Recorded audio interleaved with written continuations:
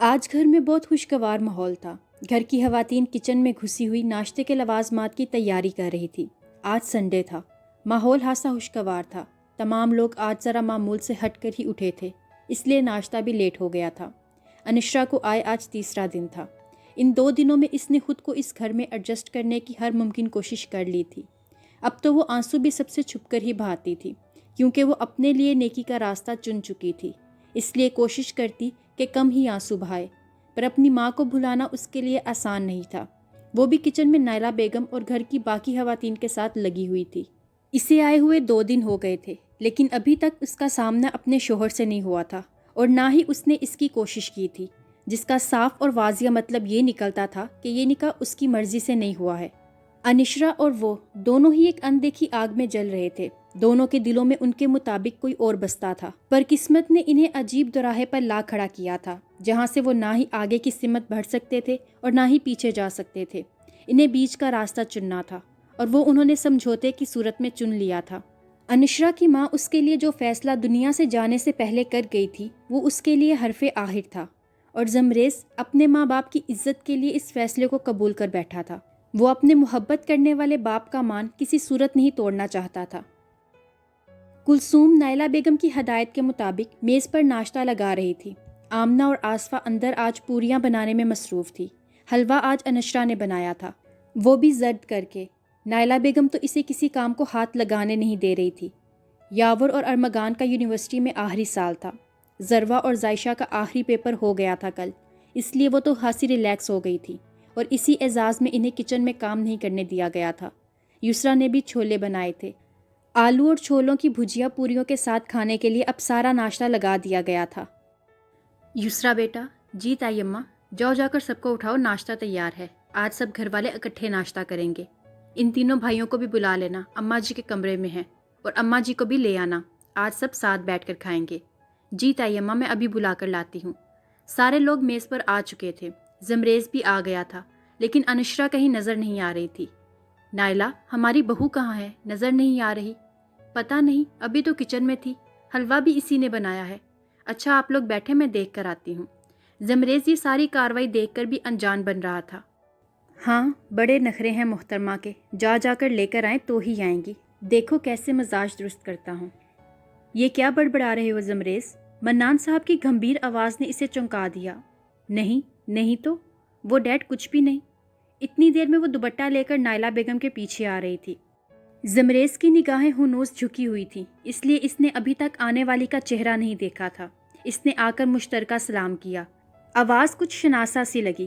اس نے نگاہیں اوپر اٹھائیں اور جیسے واپس جھکانا ہی بھول گیا۔ وہی معصوم پاکیزہ چہرہ، گرین پرنٹڈ کاٹن کے کپڑے میں، اپنے سادہ سے سراپے کے ساتھ۔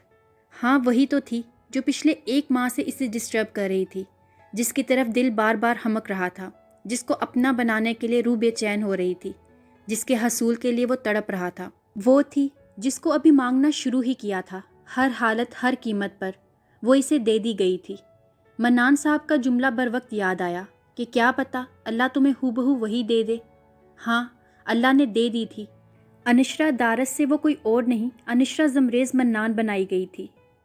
اہو، حنات کے کھنگالنے کی آواز سے وہ واپس آیا۔ انشرا بھی اب سنبھل کر نظریں جھکا چکی تھی، کیونکہ وہ کوئی خواب نہیں تھا۔ اللہ ایسے ہی ٹوٹنے نہیں دیتا۔ دونوں کے دلوں سے اپنی اپنی جگہ منوگت صاف ہوئی تھی۔ دونوں ہی ایک انجانی خوشی کا شکار تھے۔ وہ قسمت سے اور اللہ تعالیٰ کی مہربانی سے ایک دوسرے کے بنا دیے گئے تھے۔ اب وہ بھی زمریز کی برابر والی کرسی گھسیٹ کر بیٹھ گئی تھی۔ دونوں کے دلوں پر سے منو بوجھ ہٹ گیا تھا، اور وہ پرسکون ماحول میں ناشتہ کرنے لگے تھے۔ اسے یہ یقین کرنا مشکل ہو رہا تھا کہ ابھی آدھا گھنٹہ پہلے وہ جس انسان کے ساتھ بیٹھ کر ناشتہ کر رہی تھی، وہ کوئی اور نہیں تھا بلکہ اس کا اپنا شوہر تھا، جس کے کمرے میں تو نہیں پر اس کے گھر میں وہ آ چکی تھی، ایک مضبوط رشتے کے ناطے۔ اسے اپنی قسمت پر رشک آ رہا تھا کہ وہ انسان جسے اس نے اپنی زندگی میں پہلی بار سب سے زیادہ چاہا تھا، وہ اللہ تعالیٰ نے اسے دے دیا تھا۔ پر کہیں نہ کہیں ایک چیز کھٹک رہی تھی کہ جیسا وہ اس کے بارے میں سوچتی ہے، کیا وہ بھی ایسا ہی سوچتا ہے؟ یہ صرف انشرا کی یک طرفہ چاہت تھی۔ اس سے یہ خیال اسے آ تو گیا تھا، پر اس کے آتے ہی وہ پوری کی پوری پسینے میں نہا گئی تھی، یہ سوچ کر ہی کہ کیا پتہ وہ رشتہ زبردستی نبھا رہا ہے، یہ اس کی جان لے رہا تھا کیونکہ اب اس کے پاس زندگی میں اس کے نام اور چاہت کے علاوہ کچھ بھی نہیں تھا۔ وہ اس نام اور چاہت کی خاطر پوری زندگی گزار سکتی تھی۔ انسان کی سب سے بڑی خواہش کیا ہوتی ہے؟ وہ ہنوز بیٹھی سوچ رہی تھی۔ اندر سے آواز آئی، چاہے جانا۔ لیکن کتنی عجیب بات ہے نا، جب کوئی شخص ہمیں ٹوٹ کر چاہتا ہے تو ہم اس کی چاہت کو ہر موڑ پر آزماتے ہیں۔ اسے بھی ایسا لگ رہا تھا کہ اس کی چاہت بھی آزمائی جا رہی ہے۔ جتنی بلند وہ چاہت ہوتی جاتی ہے، اتنا ہی بلند اپنا معیار کر لیتے ہیں۔ دوسرا آنے والا سوال اس کے دماغ میں یہ تھا کہ کیا میں اس کے معیار پر پوری اتر سکوں گی؟ اور جیسے ہی وہ ہمارے معیار تک پہنچتے ہیں، ہم معیار ہی بدل لیتے ہیں۔ کہیں وہ معیار تو نہیں بدل لے گا اپنا؟ ایک بار پھر دل نے کہا کہ کیا سچ میں انسان کی سب سے بڑی خواہش چاہے جانا یہ ہوتی ہے؟ اس پر وہ ہنسی۔ دراصل چاہے جانے سے زیادہ مزہ ہمیں اس شخص کی خامیاں نکالنے میں اور کئی بار اس کو آزمانے میں آتا ہے۔ کیا پتہ وہ مجھے کتنا آزمائے۔ مرمتیں کر کے روز تھکتی ہوں، روز میرے اندر نیا نقص نکل آتا ہے۔ وہ واقعی ہی سوچتے سوچتے تھک گئی تھی۔ دل میں ایک عزم باندھا کہ وہ اس قابل ضرور کہلائے گی کہ اس کی زندگی کا ساتھی اسے چاہے۔ اسے کیا معلوم تھا کہ جس چاہت کو وہ خود سے منسلک کر رہی ہے وہ اس کے مقدر میں لکھی جا چکی ہے۔ اس کی چاہت کا اندازہ وہ لگا بھی نہیں سکتی تھی، کیونکہ جہاں سے اس کی محبت کی حد ختم ہوتی تھی وہاں سے مقابل کی محبت شروع ہوتی تھی۔ دل یہ ماننے کو تیار نہیں ہو رہا تھا کہ جس لڑکی کو دیکھ کر پہلی دفعہ ہی لگا تھا کہ وہ اس کے لیے ہی بنائی گئی ہے، وہ واقعی میں ہی اس کی ہو گئی تھی۔ آج اسے ٹوٹ کر شدت سے اللہ کی ذات پر پیار آ رہا تھا، جس نے اس کی خواہش کو شدت اختیار کرنے سے پہلے ہی پورا کر دیا تھا۔ وہ جامد بیٹھا صوفے پر اپنی سوچوں میں گم تھا جب حناد نے اس کا کندھا زور سے ہلایا اور وہ ہڑبڑا گیا۔ کہاں گم ہے یار؟ کب سے آواز دے رہا ہوں، کیا سوچ رہا ہے؟ دیکھ لیا آج اپنی محترمہ کو تو نے، کیسی لگی؟ وہ انشرا دارس سے تو بہت اچھی ہے نا؟ وہ انشرا دارس ہی ہے حناد۔ کیا؟ حناد تو اچھل ہی گیا۔ کیا کہہ رہا ہے؟ کہیں پاگل باگل تو نہیں ہو گیا؟ بس کر دے یار، تو نے تو اس لڑکی کو خواصوں پر ہی سوار کر لیا ہے۔ میں مذاق نہیں کر رہا حناد، وہ واقعی انشرا دارس ہے۔ وہ انشرا جسے میں نے بہت چاہا ہے، جس کو کھو دینے کا تصور میری روح کھینچ لیتا ہے، وہی ہے میری خالہ کی بیٹی اور اب میری بیوی انشرا زمریز منان۔ واو، واٹ اے ونڈرفل سرپرائز! مطلب کہ تیری لگن اور چاہت اتنی سچی تھی کہ اللہ نے اسے ہی تیرا مقدر بنا دیا۔ مجھے یقین نہیں آ رہا، کوئی کسی کو اتنا بھی چاہ سکتا ہے کہ اللہ کن کہنے پر مجبور ہو جائے؟ پتہ نہیں یار، میں تو بس اتنا جانتا ہوں کہ میں نے اپنے دل کی تمام تر گہرائی کے ساتھ اس سے سچی اور پاکیزہ محبت کی ہے۔ وہ بہت مختلف ہے عام لڑکیوں سے۔ جانتا ہوں، تبھی تو تیرا یہ حال ہے۔ بک مت۔ اچھا تو ملا بھابھی سے، انہیں بتایا کہ تو ان کے بارے میں کیا سوچتا ہے؟ نہیں، ابھی تو ایسا کچھ نہیں بتایا، اور وہ مجھے ملی بھی نہیں۔ یار ناشتے کے بعد سے تو نظر بھی نہیں آئی۔ تو جا پھر کہہ دے انہیں اپنے دل کی بات۔ آج انہیں صحیح معنوں میں احساس دلا دے کہ وہ صرف کاغذ میں نہیں بلکہ حقیقت میں تیری ہے، صرف تیری۔ تیرے نام کے ساتھ ان کا نام جڑا ہوا ہے۔ آج سے ایک نئی زندگی کا آغاز کر۔ ہاں، کروں گا نئی زندگی کا آغاز۔ ابھی تو رخصتی بھی نہیں ہوئی۔ تو کیا ہوا، نہیں ہوئی تو ہو جائے گی۔ اب جا اور کہہ دے انہیں۔ اوکے، میں اسے بتا دوں گا آج۔ ذائشہ کب سے بیٹھی کسی میگزین کی ورگردانی کر رہی تھی جب ماں آپ اس کے پاس چلی آئی۔ ذائشہ آپی؟ اس نے مصروف انداز میں جواب دیا۔ آپ کو ذروہ آپی بلا رہی ہے ٹیرس میں۔ کیا؟ ٹیرس میں کیوں؟ باہر تو بارش کا موسم ہو رہا ہے، تو ذروہ کو کیا سوجی ٹیرس میں جانے کی اور مجھے بھی بلانے کی؟ یہ سب باتیں تو مجھے نہیں پتہ، آپ ان سے جا کر خود پوچھ لیں۔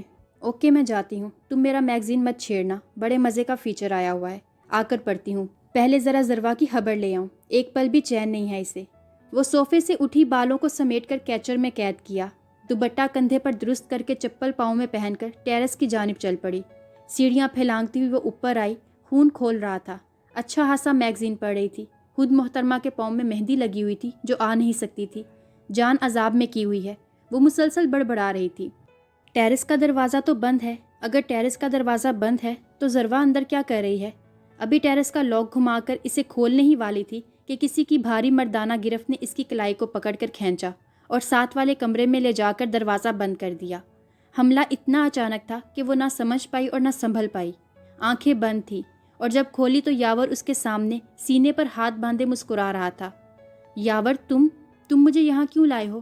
پاگل ہو گئے ہو؟ کسی نے دیکھ لیا تو کیا سوچیں گے ہمارے بارے میں؟ مجھے ذروہ بلا رہی ہے، مجھے جانا ہے۔ ارے ٹھہرو، وہ جو جانے والی تھی وہ اس کے سامنے آ کر کھڑا ہو گیا۔ تمہیں ذروہ نہیں، میں بلا رہا تھا۔ ماں آپ تو کہہ رہی تھی کہ ذروہ بلا رہی ہے، اسے میں نے ہی بولا تھا، ورنہ اگر وہ یہ کہتی کہ میں بلا رہا ہوں تو تم نے نہیں آنا تھا۔ تم نے جھوٹ بول کر بلایا مجھے، لیکن کیوں آخر؟ تاکہ تم یہ نہ سمجھو کہ میں تم سے ملتا نہیں ہوں۔ میں ایسا کیوں سمجھوں گی؟ تمہارا دماغ خراب ہو گیا ہے۔ اب کی بار وہ واقعی ہی جانے والی تھی۔ اس نے پیچھے سے اس کی کلائی کو اپنی گرفت میں لے لیا تھا۔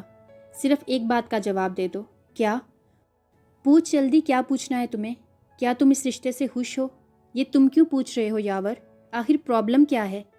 ویسے ہی میرے دل نے کہا مجھے پتہ ہونا چاہیے کہ جس کے ساتھ میری شادی ہونی ہے وہ خوش تو ہے نا۔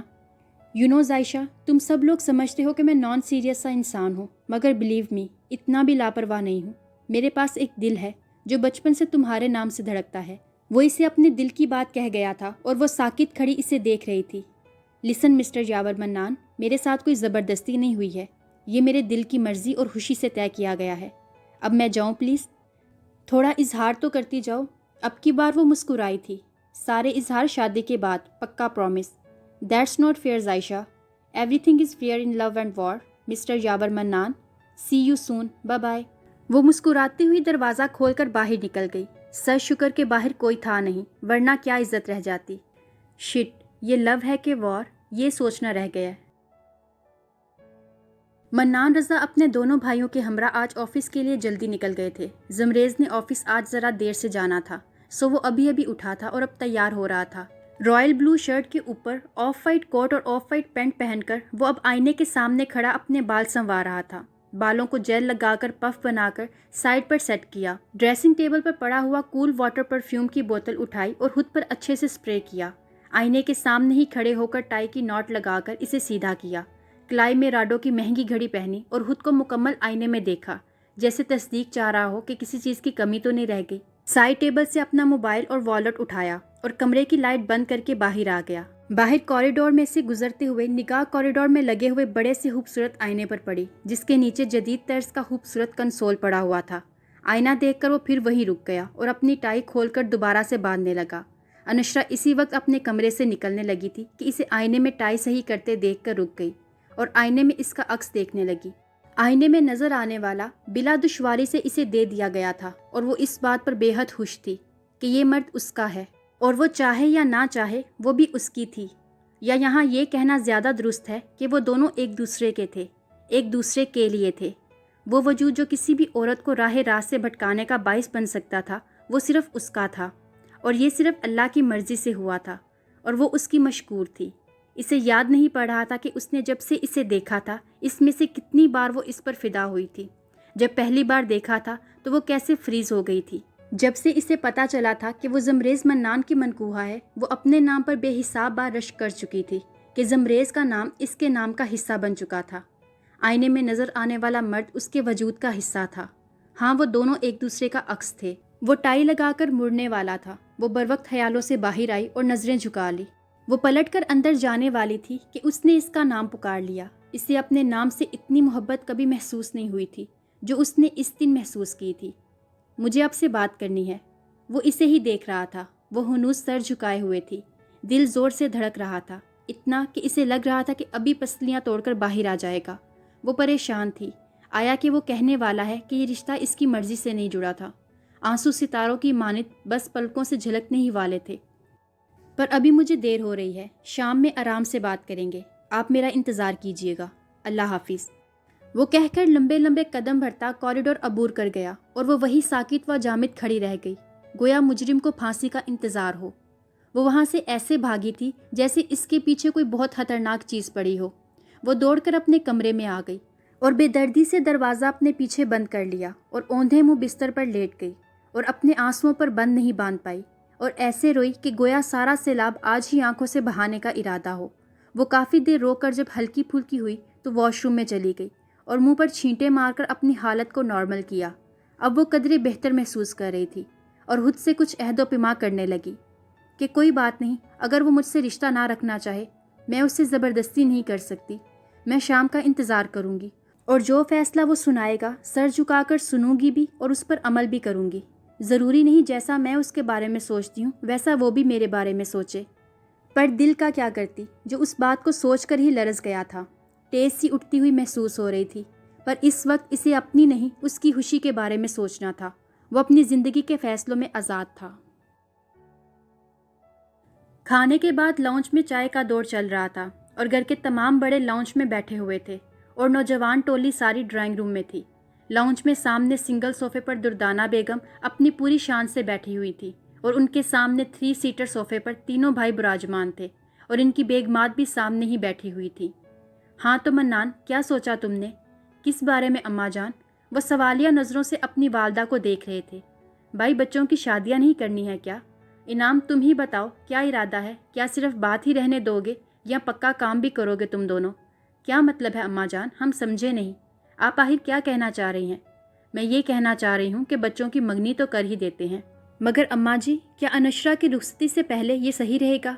अब की बार नाइला बेगम ने मुदाखलत करनी ज़रूरी समझी थी। बड़ी दुल्हन, मैंने सिर्फ ये कहा है कि मंगनी कर देते हैं। शादी हम तब ही करेंगे जब जमरेज़ की दुल्हन रुखसत होकर उस कमरे में चली जाएगी।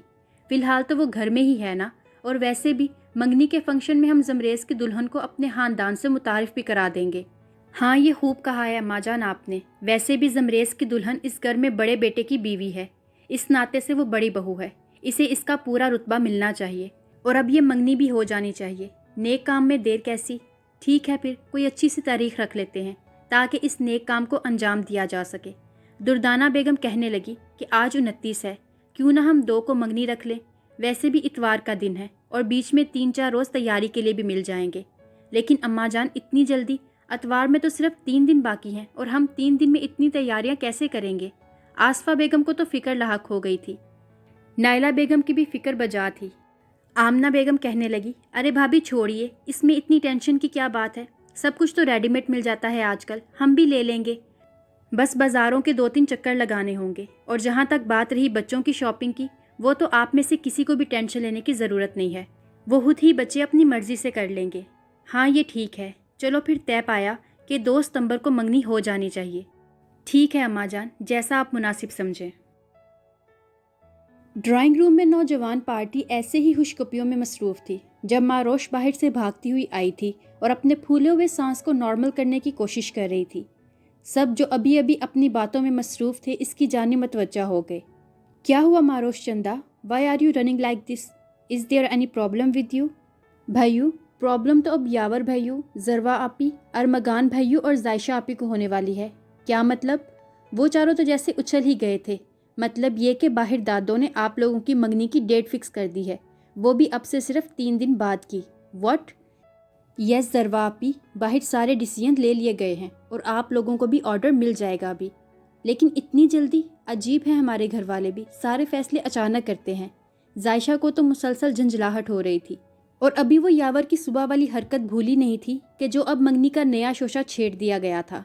अरमगान की मायनी हेज नज़रें खुद पर महसूस करके जरबा भी मुसलसल पहलू बदल रही थी और जमरेज़ और हन्नात इन चारों की कैफियत से इंतहाई महफूज हो रहे थे, जबकि युसरा इनकी इस कैफियत को बखूबी समझ रही थी।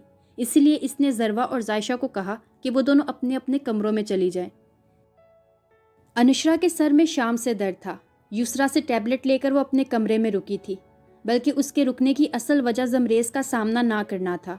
वो नहीं चाहती थी कि उसके मुंह से ऐसी कोई बात सुने जिसे सुनते ही इसकी खुशफहमियों का खोल ख़त्म हो जाए और इसकी ज़िंदगी वापस उन्हीं अंधेरों में चली जाए जहाँ से वो खुद को खींच कर बाहर लाई थी। लेकिन जब किस्मत ही ख़राब चल रही हो तो कोई क्या कर सकता है? वो सिर्फ ये सोच कर रह गई क्योंकि कमरे का दरवाज़ा नॉक हो रहा था और वो इसे आवाज़ भी दे रहा था। इस वक्त इसका दिल चाह रहा था कि कमरे के अंदर कोई खुफिया सुरंग बनाए और चुपके से इसके आने से पहले कहीं रूपोश हो जाए और खुद को ऐसा गायब करे कि जमरेज़ मन्नान इसे ढूंढता रह जाए, लेकिन वो इसे ना मिले। ऐसा करने के पीछे इसका मकसद सिर्फ इतना था कि जिस नाम पर वो रश्क करती है वो इससे छीना नहीं जाएगा। वो मरते दम तक और कुछ ना सही पर उस नाम को अपने पास संभाल कर रखना चाहती थी।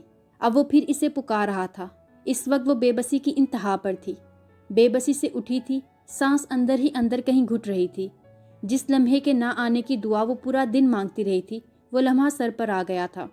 कोई राह फरार नहीं थी।